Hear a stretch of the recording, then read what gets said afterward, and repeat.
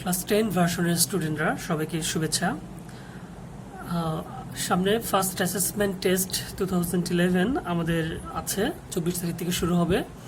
এই টেস্টে বায়োলজিতে তোমাদের 3টা চ্যাপ্টার আমরা দিয়েছি। 3টা চ্যাপ্টারের মধ্যে প্রথম চ্যাপ্টার হচ্ছে চ্যাপ্টার 6, এটা ফুল। চ্যাপ্টার 10 এটা ফুল। চ্যাপ্টার 11 এটা পার্টলি। এটা শুধু প্ল্যান্ট রিপ্রোডাকশন পর্যন্ত। এর মধ্যে চ্যাপ্টার 6 আমরা খুব রিসেন্টলি শেষ করেছি, এক্সাম নিয়েছি। চ্যাপ্টার 10 আমরা অনেক আগে শেষ করেছি। চ্যাপ্টার 11 এটাও শেষ হয়েছে। এখন 10 এবং 11 এই দুটো চ্যাপ্টার আমরা রিভিশন করব। আজ আমরা চ্যাপ্টার 11 এর প্ল্যান্ট রিপ্রোডাকশন পর্যন্ত আজকে শেষ করব এবং পরে আরেকটা ভিডিও ক্লাসে আমরা চ্যাপ্টার 11 শেষ করব এবং এটা আজকে আপলোড দেব চ্যাপ্টার 11 এবং চ্যাপ্টার 10 আমরা ইনশাল্লাহ স্যাটারডেটা আপলোড দেব। সেই হিসেবে তোমাদের 3টে চ্যাপ্টার কভার হয়ে যাবে। আর চ্যাপ্টার 6 আপাতত এভাবে কোনো রিভিশন ভিডিও দিব না, বিকজ এটা আমরা খুব রিসেন্টলি শেষ করেছি, এক্সাম নিচ্ছি। ওকে, তাহলে আমরা আজকে চ্যাপ্টার 11 স্টার্ট করি। চ্যাপ্টার 11টা হচ্ছে reproduction in organism. Actually living অর্গানিজমের জন্য রিপ্রোডাকশন খুব ইম্পর্টেন্ট একটা টপিকস এবং এটা এই এনভায়রনমেন্টে বা এই পৃথিবীতে অর্গানিজমসগুলোকে কন্টিনিউ জেনারেশন বাই জেনারেশন টিকে রাখার একটা প্রসেস।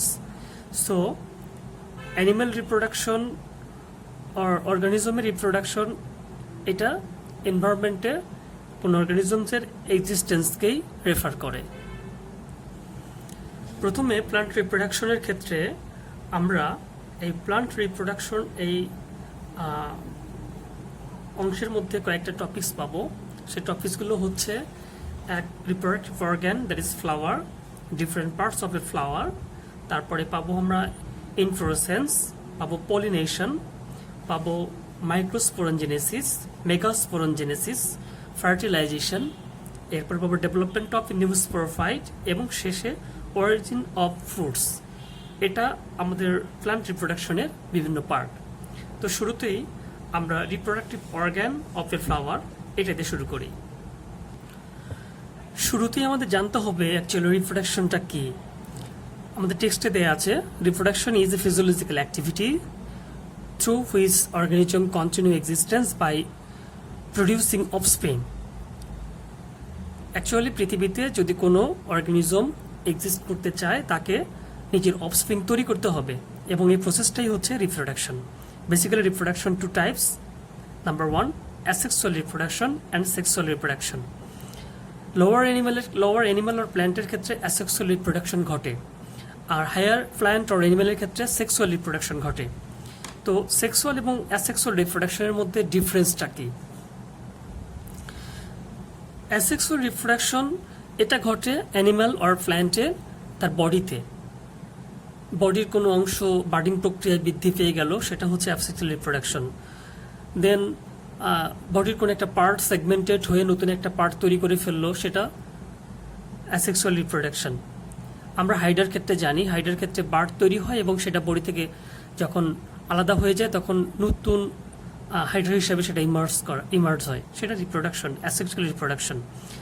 বাট সেক্সুয়াল রিপ্রোডাকশন হচ্ছে যখন ডিফারেন্ট গ্যামিটগুলো এক জায়গায় ফার্টিলাইজড হয় এবং সেক্ষেত্রে জাইগোট তৈরি হয়, সেটা হচ্ছে সেক্সুয়াল রিপ্রোডাকশন। এবং সেক্ষেত্রে মেল এবং ফিমেল দুটো আলাদা আলাদা অর্গানিজমের প্রয়োজন হয় এবং মেল এবং ফিমেল, এখানে মেল গ্যামেট বলতে স্পার্ম হিউম্যানের ক্ষেত্রে, ফিমেল গ্যামেট বলতে ওভাম। এদের যখন ফার্টিলাইজড হয় সেখান থেকে জাইগোট তৈরি হয় এবং এই জাইগোট এরপরে মাইটোসিস সেল ডিভিশনে যেতে যেতে যেতে যেতে সেখানে অনেক বড় একটা অর্গানিজম তৈরি হয় এবং এই অর্গানিজম আমরা এমব্রয় বলি। এই এমব্রয়টা পৃথিবীতে আসে এবং নিউ অর্গানিজম বা নিউ অফস্প্রিং হিসেবে পৃথিবীতে আসে এবং কোন একটা স্পিসিস, সেই স্পিসিস এর কন্টিনিউয়াস প্রসেসটা পৃথিবীতে এক্সিস্ট করে। এই প্রসেসে সেক্সুয়াল রিপ্রোডাকশনটা ঘটে। এখানে আমাদের টেক্সটে বলেছে, in sexual reproduction two reproductive cells are fused. In this case, one is called the male reproductive cell or sperm and another is female reproductive cell or ovum. In higher plant, there are two types of reproduction. There are monocotyledonous plants when two types of reproductive cell are produced in a separate bodies, this plant are called dioecious plant. এটা আমাদের একটু important যে dioecious, what is dioecious plant? তো basically আমরা যে জিনিসটা জানলাম সেটা হচ্ছে actually reproduction are two types, sexual reproduction and asexual reproduction. তো প্ল্যান্টের ক্ষেত্রে আমরা আলোচনা করব এখানে যে সেক্সুয়াল রিপ্রোডাকশনটা কিভাবে ঘটে। প্ল্যান্টের সেক্সুয়াল রিপ্রোডাকশনের মেইন অর্গান, মেইন পার্টস হচ্ছে ফ্লাওয়ার। একটা ফ্লাওয়ারে অনেকগুলো পার্ট থাকতে পারে, তার মধ্যে thalamus, calyx, corolla, androecium and gynoecium. এই 5টা পার্ট কোন একটা ফ্লাওয়ারে যদি থাকে সে ফ্লাওয়ারকে বলা হয় কমপ্লিট ফ্লাওয়ার। কিন্তু 5টা পার্টের যদি কোনো একটা পার্ট না থাকে, ইনকমপ্লিট ফ্লাওয়ার, তাকে বলা হয় ইনকমপ্লিট ফ্লাওয়ার। তো আমরা প্রথমেই দেখব থ্যালামাস। আমরা এখানে ফ্লোরাল এক্সিস দেখতে পাচ্ছি। অ্যাকচুয়ালি এই ফ্লোরাল এক্সিসটাই হচ্ছে থ্যালামাস। যে থ্যালামাসের উপরে এই পুরো ফুলের পুরো পার্টটা ডিপেন্ড করে সেটা হচ্ছে floral axis, that is call thalamus. So এটা হচ্ছে থ্যালামাস। এরপরের যে অপশন সেটা হচ্ছে ক্যালিক্স। ক্যালিক্স হচ্ছে ফুলের সবচেয়ে বাইরের অংশ, আউটারমোস্ট পার্ট, এবং এটা গাঢ় সবুজ বর্ণের হয়। এখানে সেটাকে সেপাল বলেছে, এটার নাম হচ্ছে ক্যালিক্স।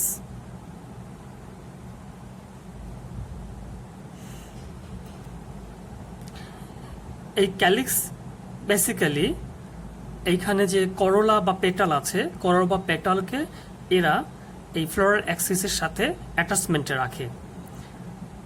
ঠিক আছে, এরপরে আমরা আসতে পারি পরের পার্টটা, সেটা হচ্ছে এর পরের অংশটা হচ্ছে করোলা। এখানে করোলা বলতে পেটাল বলেছে, এটা হচ্ছে করোলা। অ্যাকচুয়ালি পুরো রোলটাকে বলা হয় করোলা, বাট একটা সিঙ্গেল সেগমেন্টটাকে বলা হয় পেটাল। এটা বিভিন্ন ফুলে বিভিন্ন কালার হয় এবং এটা কালারফুলের জন্যই এই কালারফুলটা ইনসেক্টগুলোকে অ্যাট্রাক্ট করে এবং ইনসেক্টটার কাছে আসে, যেমন বার্ডস, ইনসেক্টস এক্সেট্রা।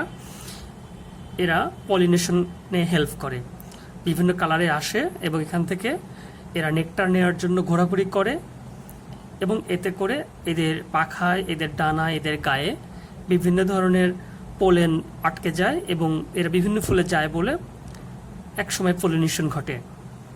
তাহলে আমাদের 3 নম্বর স্টেপটা হচ্ছে করোলা অর পেটাল। একটা ফুলের রিপ্রোডাকশনের জন্য ইম্পর্টেন্ট যে 2টা অংশ, সেই 2টা অংশের মধ্যে একটা হচ্ছে স্ট্যামেন, এর অ্যানাদার নেম হচ্ছে অ্যান্ড্রোসিয়াম, আর আরেকটা হচ্ছে জাইনোসিয়াম। তো এই দুটো হচ্ছে সবচেয়ে ইম্পর্টেন্ট অংশ। তো স্ট্যামেন এটা 2টো পার্টে ভাগ করা যায়। এটা হচ্ছে একটা স্ট্যামেন। একটা ফুলে এরকম 3টা স্ট্যামেন থাকতে পারে, 4টা স্ট্যামেন থাকতে পারে, 5টা স্ট্যামেন থাকতে পারে। এই স্টিকটাকে বলা হয় ফিলামেন্ট এবং এর মাথার উপর যে অংশটা তাকে বলা হয় অ্যান্থার। মূলত এই অ্যান্থারের মধ্যেই পোলেন প্রডিউস হয় এবং এখান থেকে পলিনেশন ঘটে। এর পরের যে অংশটা সেটা হচ্ছে জাইনোসিয়াম।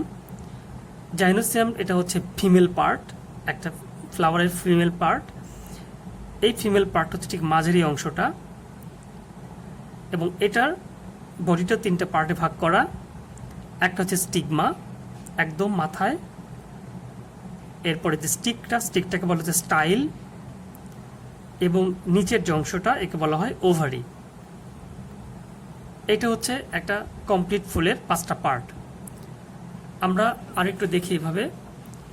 একটা কমপ্লিট ফুলের ফ্লাওয়ারে একটা থ্যালামাস থাকবে যাকে বলা হয় ফ্লোরাল অ্যাক্সিস। এখানে ক্যালিক্স থাকে যার নাম আরেকটা সেপাল। এরপরে থাকবে করোলা।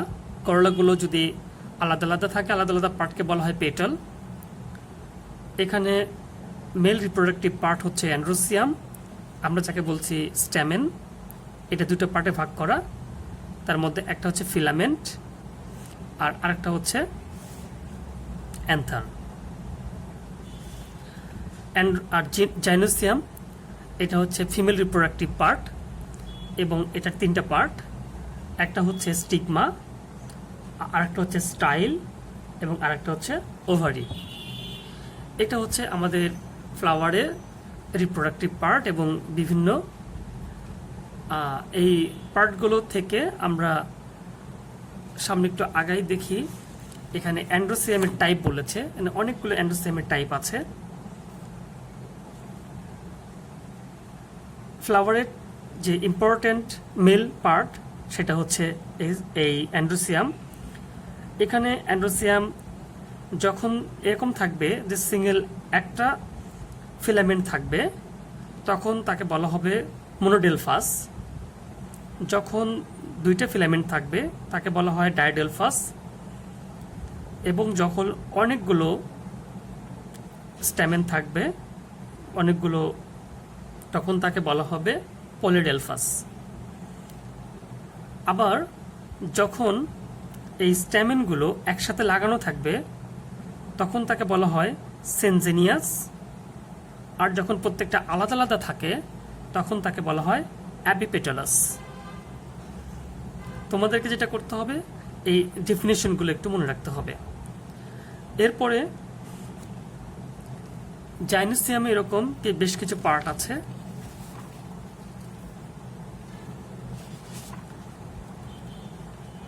এখানে অবশ্য সে পার্টগুলো দেয়নি, তো যা হোক, আমরা জাইনোসিয়াম বলতে স্টিগমা, স্টাইল এবং ওভারি এই তিনটাকেই আমরা মনে রাখব। এক্ষেত্রে আমাদের পরের আর একটা টপিক সেটা হচ্ছে ইনফ্লোরেসেন্স। ইনফ্লোরেসেন্সটা হচ্ছে কোনো একটা পেডিকেলে কিভাবে ফ্লাওয়ারগুলো অ্যারেঞ্জলি থাকবে সেই অ্যারেঞ্জমেন্টটাকে বলা হয় ইনফ্লোরেসেন্স। আমরা দেখি যে ফ্লাওয়ারে যখন কোনো একটা পেডিকেলে ওল্ডেস্ট ফ্লাওয়ারগুলো নিচের দিকে থাকে আর ইয়ংগেস্ট ফ্লাওয়ারগুলো উপরের দিকে থাকে, এটাও একটা অ্যারেঞ্জমেন্ট। আবার কখনো কখনো কোনো ফ্লাওয়ারের পেডিকেলের উপরের দিকে ওল্ডেস্ট ফ্লাওয়ার থাকে আর নিচের দিকে ইয়ংগেস্ট ফ্লাওয়ার থাকে, এটাও অ্যানাদার টাইপ অফ অ্যারেঞ্জমেন্ট। এই অ্যারেঞ্জমেন্টটাই অ্যাকচুয়ালি ইনফ্লোরেসেন্স। তো যখন দেখা যায় যে ওল্ডেস্ট ফ্লাওয়ারগুলো নিচের দিকে থাকে আর ধীরে ধীরে পেডিকলটা লম্বা হয় এবং এই পেডিকলে লম্বা হওয়ার সাথে সাথে ইয়ংগেস্ট ফ্লাওয়ারগুলো সেখানে আসে, তখন এই ধরনের ইনফ্লোরেসেন্সকে বলা হয় ইনডিফাইন্ড ইনফ্লোরেসেন্স। এবং এই ইনডিফাইন্ড ইনফ্লোরেসেন্সকে বলা হয় রিসেমিস ইনফ্লোরেসেন্স। আর যখন দেখা যায় কোনো একটা পেডিকলে ওল্ডেস্ট ফ্লাওয়ারগুলো উপর দিকে থাকে আর পেডিকলটা বৃদ্ধি পায় না, সেক্ষেত্রে নিচের দিকে যতগুলো ব্রাঞ্চ তৈরি হয় প্রত্যেকটা ব্রাঞ্চ থেকে নতুন করে আবার ফ্লাওয়ারিং শুরু হয়, সেগুলো ইয়ংগেস্ট ফ্লাওয়ার হয়ে যায়। এই ধরনের ইনফ্লোরেসেন্স এদেরকে বলা হয় ডেফিনেট ইনফ্লোরেসেন্স। এবং এই ডেফিনেট ইনফ্লোরেসেন্সের আরেকটা নাম হচ্ছে সাইমুস ইনফ্লোরেসেন্স। তো আমরা এখানে যে জিনিসটা দেখলাম সেটা হচ্ছে যে কোনো একটা পেডিকলে ফ্লাওয়ারগুলোর কি অ্যারেঞ্জমেন্টে থাকবে, এই অ্যারেঞ্জমেন্টের টাইপ, এটার নামই হচ্ছে ইনফ্লোরেসেন্স। এরপরে আমাদের পরের টপিকসটার নাম হচ্ছে পলিনেশন। অ্যাকচুয়ালি এটা রিপ্রোডাকশনের সবচেয়ে গুরুত্বপূর্ণ পার্ট, সেটা হচ্ছে পলিনেশন।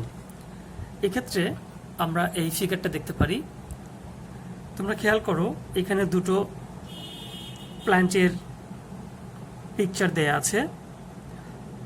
তো এখানে দেখা যাচ্ছে যে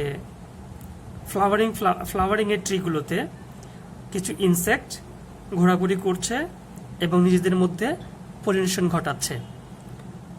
তো এটার মানে হচ্ছে যে কোনো একটা ফ্লাওয়ারের পোলেন যে কোনো ওয়েতে যদি অন্য কোনো ফুলে বা ওই ফুলেও সে পোলেনটা তার ওভারির সাথে মিশে যায় এবং সেখানে ফিউজড হয় এবং সেখান থেকে নতুন একটা জেনারেশন ক্রিয়েট হয়, এই সিস্টেমটার নামই হচ্ছে পলিনেশন। তো এটা হচ্ছে আসলে পলিনের সাথে জাইগোটের একটা কানেকশন, এটা হচ্ছে পলিনেশন। এই পলিনেশন বেসিক্যালি টু টাইপ, একটা হচ্ছে সেলফ পলিনেশন আর একটা হচ্ছে ক্রস পলিনেশন। সেলফ পলিনেশন হচ্ছে সেই পলিনেশন যেখানে যে সিঙ্গেল একটা same tree or same flower। এই ক্ষেত্রে যে পলিনেশনটা ঘটে এটার নাম হচ্ছে সেলফ পলিনেশন। আর আরেকটা হচ্ছে ক্রস পলিনেশন। এই ক্ষেত্রে যদি আদার্স ফ্লাওয়ারের সাথে পলিনেশন ঘটে সেটা হচ্ছে ক্রস পলিনেশন। এখানে সেলফ পলিনেশন এবং ক্রস পলিনেশন দুই পলিনেশনের কিছু সুবিধা এবং কিছু অসুবিধা আছে, আমরা সেগুলো নিয়ে একটু আলোচনা করব। এখানে সেলফ পলিনেশনের জন্য যেটা দেওয়া আছে যে সেলফ পলিনেশনের সুবিধাগুলো কি, অ্যাডভান্টেজগুলো কি, এগুলো আমরা অবশ্যই পয়েন্ট করে পড়ব। তার মধ্যে একটা পয়েন্ট আমরা কিছু কিছু দেখাই, যেমন wastage of pollen is less, the process is not dependent on other carrier, and the occurrence of pollination is ensured. The plant that develops in this way cannot make change to their character, so the feature of species can be maintained. তো এখানে 3 থেকে 4টা যে সুবিধার কথা বলা হলো এগুলো আলটিমেটলি তোমাদেরকে পড়তে হবে। আরেকটা আছে যে this way a species can maintain purity। তো এই 4 থেকে 5টা এগুলো পয়েন্ট করে করে পড়তে হবে। এটা হচ্ছে সেলফ পলিনেশনের অ্যাডভান্টেজ। কিছু ডিসঅ্যাডভান্টেজও আছে এখানে, যে no new character appear in this new generation in plant. The newly born plants bear seeds with less vigor. The ability of adaptation in the new plants is reduced, which means the species can become existence. কিছু disadvantage এখানে বলা আছে। তো এগুলো হচ্ছে self পলিনেশনের সুবিধা অসুবিধা, important topics পড়তে হবে। এরপরে ক্রস পলিনেশন। ক্রস পলিনেশন দেন অ্যানাদার প্ল্যান্টের সাথে যদি রিলেশনটা ঘটে, এটা হচ্ছে ক্রস পলিনেশন। এখানেও ক্রস পলিনেশনের কিছু কিছু সুবিধা আছে, আমরা সেগুলো আলোচনা করব। ক্রস পলিনেশনের ক্ষেত্রে new character emerge through cross pollination. The rate of germination goes up and much more vigorous seeds are produced through this way of pollination. As the pollination occurs in between two different plants, the seed produced this way is born with new character. বলেছে this plant which grows from the seed also has new character. তো এগুলো হচ্ছে মোটামুটি এই cross পলিনেশনের advantage, এগুলো আমরা point করে পড়ব। কিছু ডিসঅ্যাডভান্টেজ এখানে শেয়ার করেছে তারা। This is Y new varieties of this plants emerge as it is a career dependent process.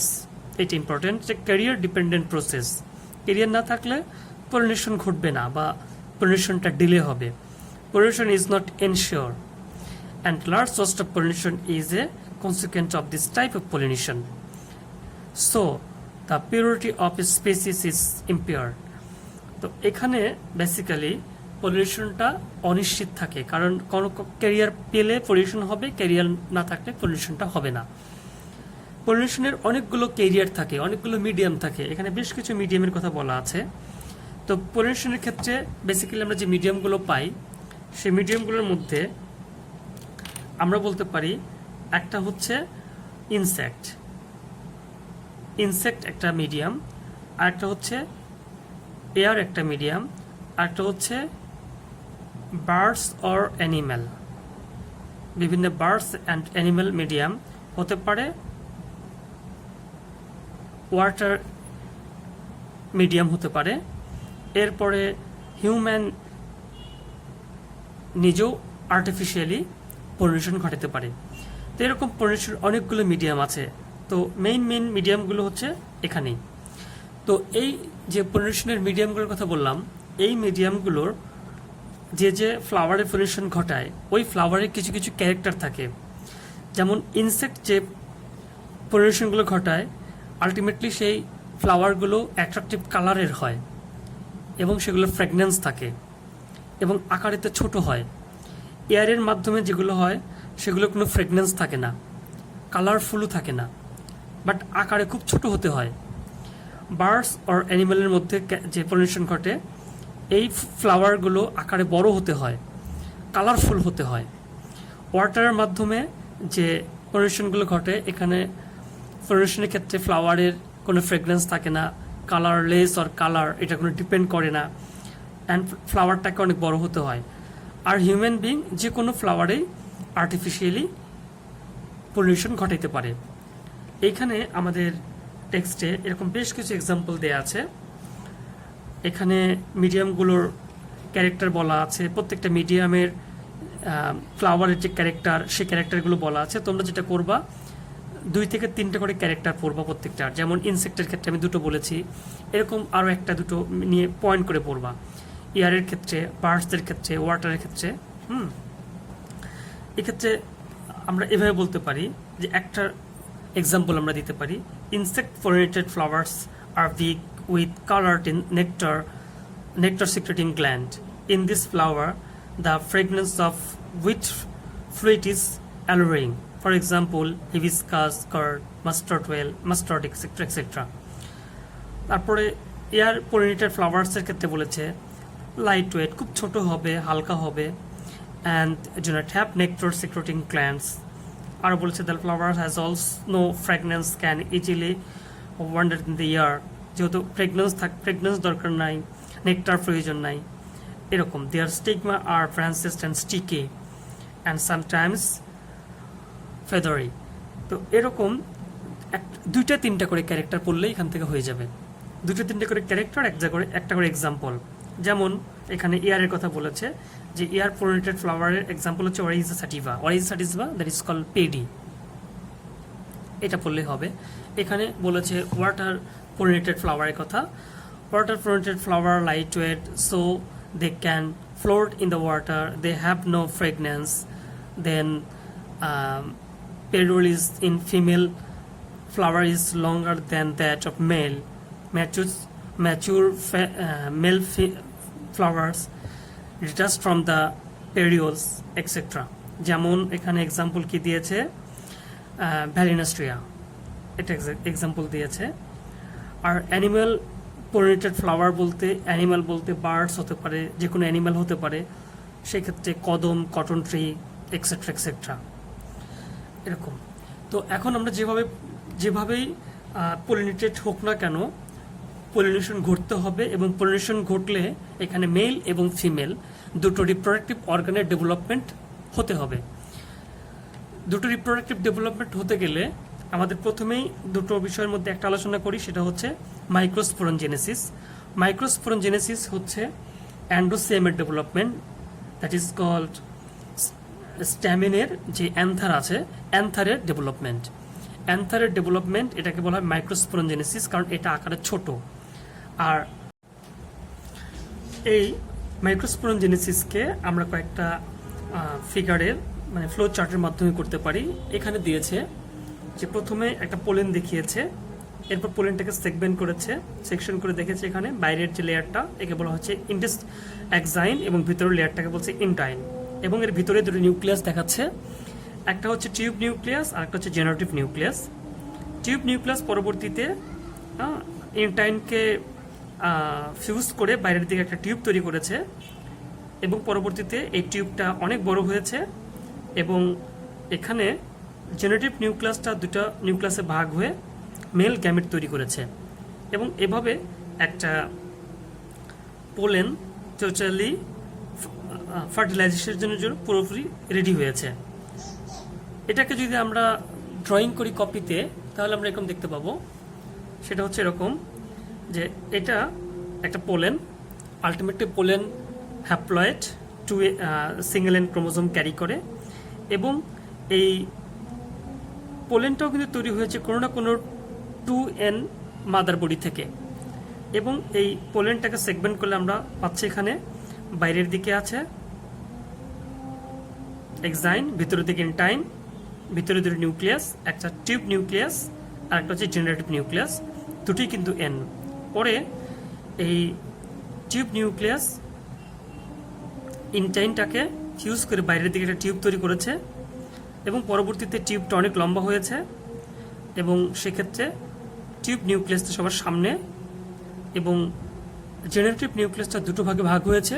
দুটো ভাগে ভাগ হয়ে এখানে দুইটা জেনারেটিভ নিউক্লিয়াস, অথবা এটাকে বলা হচ্ছে মেল রিপ্রোডাক্টিভ সেল বা male gamete, male reproductive cell or male gamete তৈরি করেছে। এটা হচ্ছে মাইক্রোস্পোরেঞ্জিয়াসের ডেভেলপমেন্টের বিভিন্ন ফ্লোচার্টের স্টেপ। এরপরে আমরা পরের অপশনে চলে আসব। পরের অপশনটা হচ্ছে মেগাস্পোরেনজেনেসিস। মেগাস্পোরেনজেনেসিস এটাও ফ্লাওয়ারের ওভারি ডেভেলপমেন্ট, এবং ফ্লাওয়ারের ওভারিতে এখানে মেগাস্পোর মাদার সেল থাকে যেটা 2n মাদার সেল। এই মাঝের ফিগারটা এই দুটোর যে কোনো একটা দিলেই চলবে। এরপরে এখানে মিওসিস সেল ডিভিশন ঘটে, এবং মিওসিস সেল ডিভিশনে এই মেগাস্পোর মাদার সেল ডিফিউজড হয়ে 4টা মেগাস্পোর তৈরি করে। এই 4টা মেগাস্পোর যে তৈরি হয়, এই 4টার মধ্যে একটা শুধুমাত্র জেনারেটিভ থাকে, আর 3টা জেনারেটিভ থাকে না, এই জন্য এদেরকে ডিজেনারেটিং সেল বলা হয়। এবং এই 3 ডিজেনারেটিং সেল আরেকটা নাম হচ্ছে পোলেন বডিজ। এগুলো নষ্ট হয়ে যায়। পরের স্টেপে দেখাচ্ছে যে এখানে জেনারেটিভ সেলের মধ্যে নিউক্লিয়াসটা 2 ভাগে ভাগ হয়ে গেছে, দুটো পোলে চলে গেছে, এবং পোলে চলে যাওয়ার পরে সেখানে আবারও এদের ডিভিশন হয়। নিউক্লিয়াস ডিভিশন করে 1টা থেকে 2টো হয়, দেন 2টো থেকে 4টা হয়, এবং 4টা হওয়ার পরে 4টার মধ্যে থেকে 3টা থাকে পোলে, নিচের দিকেও 3টা থাকবে পোলে, আর একটা একটা করে মাঝে চলে আসবে, এবং মাঝে যে আসবে মাঝে এসে এরা আবার ডিপ্লয়েড ফিচারটা তৈরি করবে, এবং ফাইনালি এটা একটা মানে গ্যামেটোফাইটের একটা মেগাস্পোর। এবং এই মেগাস্পোরের সবচেয়ে বড় সেলটাকে বলা হচ্ছে এগ সেল, 2 পাশে সিনার্জির সেল, আর তার এগেনস্টে যে সেল থাকে তাদেরকে বলা হয় অ্যান্টিপ্রোডাল সেল, এবং মাঝের যে দুটো সেল একে বলা হয় সেকেন্ডারি নিউক্লিয়াস। এদেরকে যদি আমরা কপিতে ড্র করি তাহলে এখানে এরকম দেখাচ্ছে। এখানে আমি আগেই বলেছি এখানে মোট 1 2 3 4 5 6 7 8 9টা ফিগার দেওয়া আছে।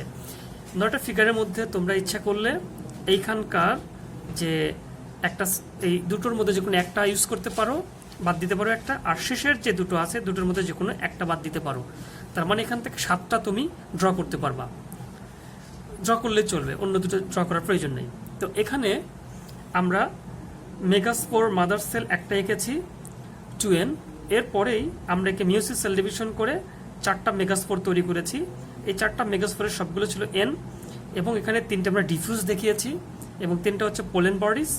পোলেন বডিজের নিচে এটা হচ্ছে একটা জেনারেটিভ সেল, এটাও কিন্তু সিঙ্গেল n, এবং সিঙ্গেল nটা পরবর্তীতে ভিতরে নিউক্লিয়াস 2 ভাগে ভাগ হয়েছে। এর দুটো নিউক্লিয়াস দুটো পোলে চলে গেছে, পোলে যাওয়ার পরে সেখানে আবার ভাগ হয়েছে, 4টা হয়েছে, এবং এই দুটো থেকে আবার দুটো করে মোট 8টা হয়েছে। এবং 8টা নিউক্লিয়াসের 3টা সাইডে আছে আর দুটো মাঝে আছে।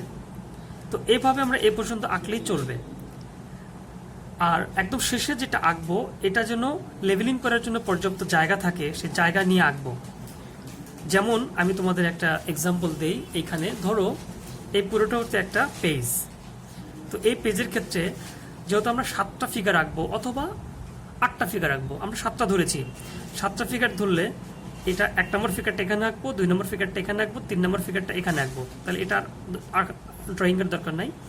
4 নম্বর ফিগারটা নিচে নিয়ে আসবো, এখানে 4 নম্বর ফিগার আঁকবো, এখানে 5 নম্বর ফিগার আঁকবো, এখানে 6 নম্বর ফিগার আঁকবো, এবং 7 নম্বর ফিগারটা একদম নিচে বাম পাশে আঁকবো 7 নম্বর ফিগারটা।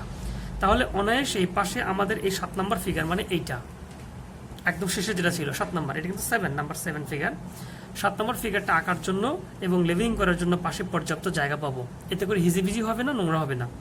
তো 7 নম্বরটা যদি আমরা একটু বড় করে সাইডে এঁকে দেখাই তাহলে এরকম হবে যে এর 3টা সেল এই পাশে, 3টা সেল নিচে, মাঝে দুটো সেল, মাঝের সেল দুটোকে বলা হবে সেকেন্ডারি নিউক্লিয়াস, এবং এখানে সবচেয়ে বড় সেলটাকে বলা হচ্ছে এগ। এগের 2 পাশের সেলটাকে বলা হয় সিনার্জির সেল, এবং এটার এগেনস্টে যে 3টা সেল থাকবে এদেরকে বলা হবে অ্যান্টিপ্রোডাল সেল। এইভাবে আমরা একটা ফিমেল গ্যামেটোফাইটের টোটাল ফিচারটা এভাবে দেখাইতে পারি। এরপরের যে স্টেপ সেটা হচ্ছে ফার্টিলাইজেশন।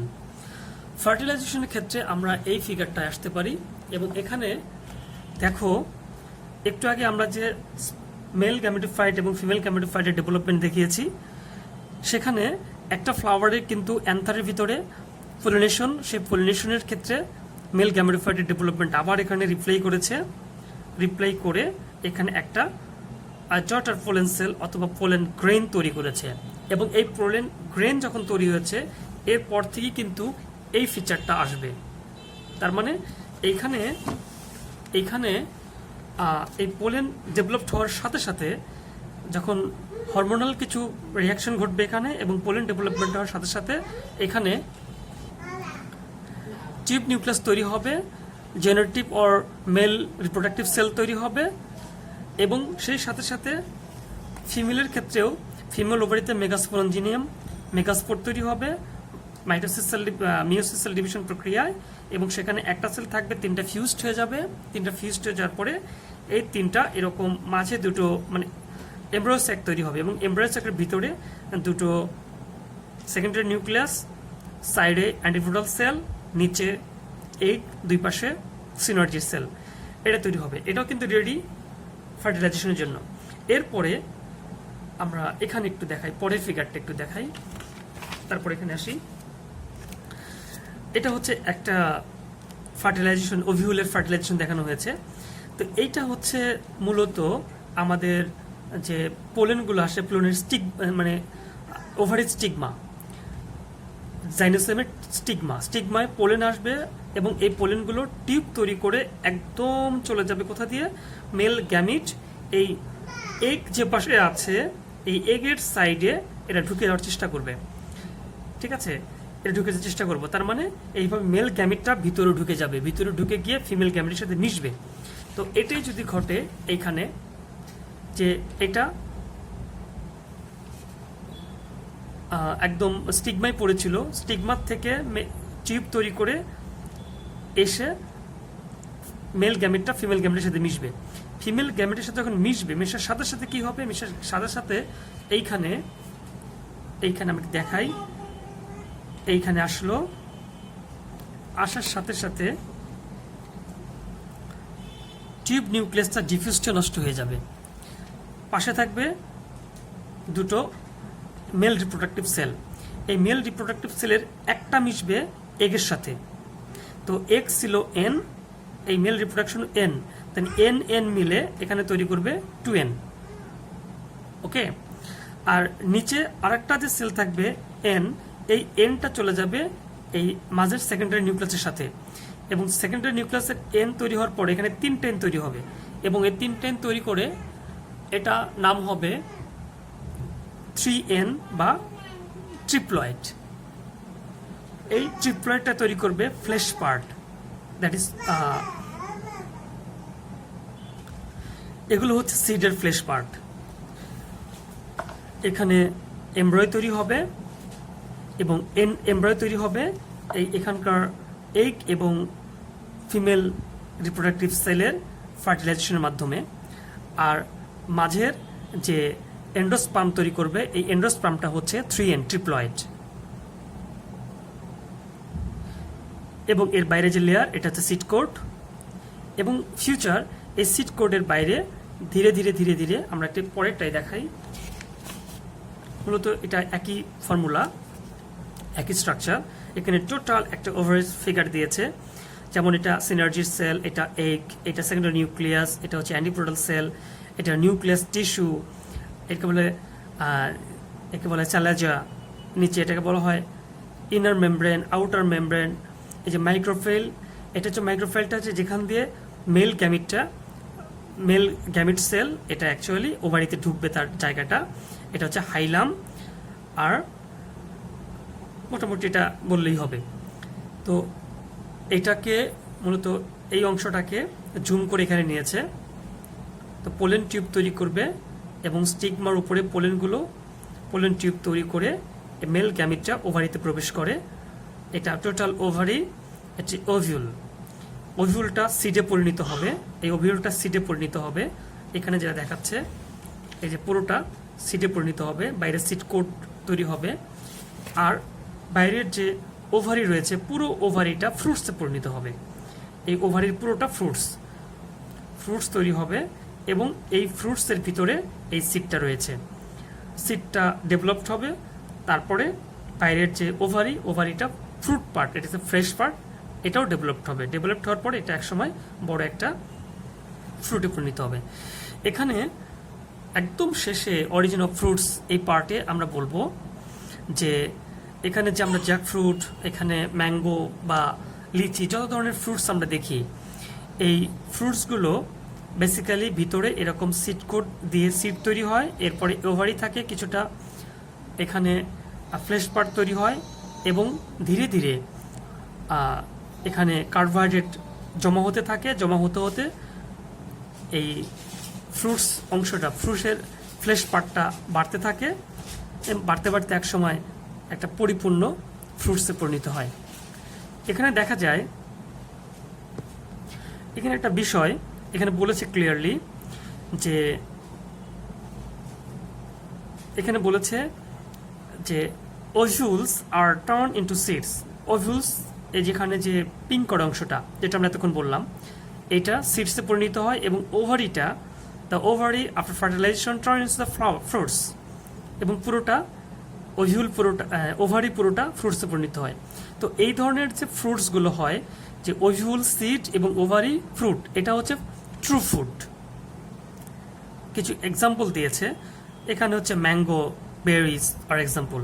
কিন্তু কখনো কখনো দেখা যায় যে ওভিউল সিডে পরিণত হচ্ছে, বাট ওভারি সহ ফুলের যে আর অংশগুলো আছে, ওভারি, স্টিগমা, তারপরে অ্যান্ড্রোসিয়াম, বাইরের যে সেপাল, পেটাল, দেন আরও যে পার্টগুলো আমরা দেখেছি এখানে, তার মধ্যে সেটা হচ্ছে করলা, অ্যাক্সিস, ক্যালিক্স, সবগুলো মিলে নিয়ে যখন ফুলে পরিণত হয় তখন তাকে বলা হয় ফলস ফ্রুট।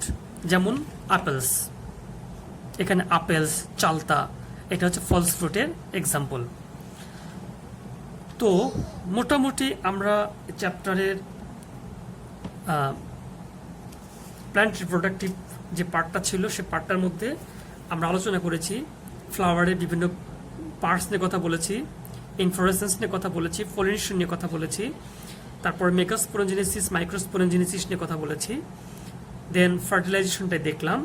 এখন development of a new sporophyte, এটা হচ্ছে একেবারে কিভাবে এই ডেভেলপমেন্টটা ঘটে এটা আমরা দেখেছি, এবং শেষে আমরা ফ্রুট ডেভেলপমেন্টটা দেখলাম, যেটা হচ্ছে অরিজিন অফ ফ্রুটস। এখানে তোমাদের একটু স্পেশালভাবে বলে রাখি, structure of ovule and fertiliser, এই ফিগারটা অনেক ইম্পর্টেন্ট এবং সেই সাথে এর ডিসক্রিপশনটা ইম্পর্টেন্ট। এখানে life cycle of flowering plants, এটা বেশি ইম্পর্টেন্স দিয়ে পড়বা। ফিমেল গ্যামেটোফাইটের এই স্টেজগুলো, মেল গ্যামেটোফাইটের স্টেজগুলো বেশি ইম্পর্টেন্ট। বাদবাকি যে আছে পলিনেশন, এখানে সেলফ পলিনেশন এবং ক্রস পলিনেশনের অ্যাডভান্টেজ ডিসঅ্যাডভান্টেজটা পড়তে হবে, ইনফ্লোরেসেন্সের ডেফিনিশনটা পড়তে হবে। এখানে অ্যান্ড্রোসিয়াম এবং জাইনোসিয়ামের যে টাইপগুলো আছে, টাইপগুলো একটু মনোযোগ দিয়ে দেখতে হবে। দেন একদম সিম্পলি বলতে পারো যে রিপ্রোডাকশন কি, রিপ্রোডাকশন টাইপ, এগুলো জেনারেলি জানার জন্য রাখতে পারো। তো এটা ছিল আমাদের মূলত রিপ্রোডাকশন অর্গানিজমের প্ল্যান্ট পার্টের শর্ট লেকচার, এবং এটা হচ্ছে রিভিশন। তো আমরা নেক্সটে চ্যাপ্টার 10-এর উপরেও, যেহেতু 10 অনেক আগে পড়া হয়েছে, 10-এর উপরেও আমরা এরকম একটা শর্ট লেকচার রাখবো। সে অবধি পর্যন্ত সবাই ভালো থাকো। আগামী সানডেতে তোমরা এটার উপরে ক্লাস যে আছে, ক্লাসে আমাকে তোমাদের কোশ্চেনগুলো বলতে পারো, তোমরা প্রবলেমগুলো শেয়ার করতে পারো। সে পর্যন্ত সবাই ভালো থাকো। আল্লাহ হাফেজ।